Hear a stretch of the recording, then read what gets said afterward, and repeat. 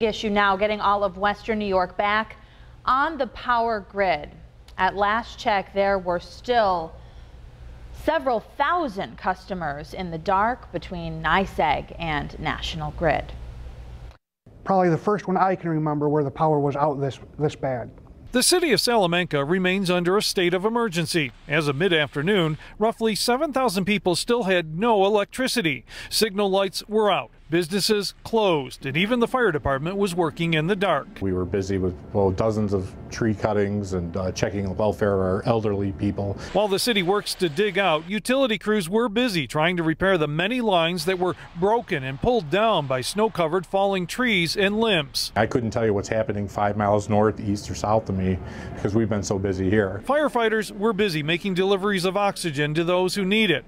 But with restoration times for electricity ranging from hours to days, the fire chief has this advice. If you've got family outside of town that's close and can help you out, contact them. A warming shelter was set up at the Salamanca High School. That's where we found James Sparks and his son Connor, who lost power around 11 p.m. last night. What was it like staying home last night? Cold.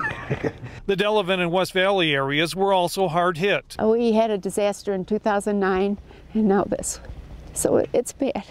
Gooseneck Hill Waterfowl Sanctuary is one of the largest in the world with hundreds of species of ducks and geese. But snow and falling trees snapped support cables and tore down and ripped open acres of netting that kept the birds from escaping. It's a big mess. A lot of them are flying around. The bird sanctuary is maintained by a husband and wife with one other. With an estimated $100,000 in damage, they are now asking for help. We were out here at 3 o'clock. And then we heard the snapping and we knew it was all over.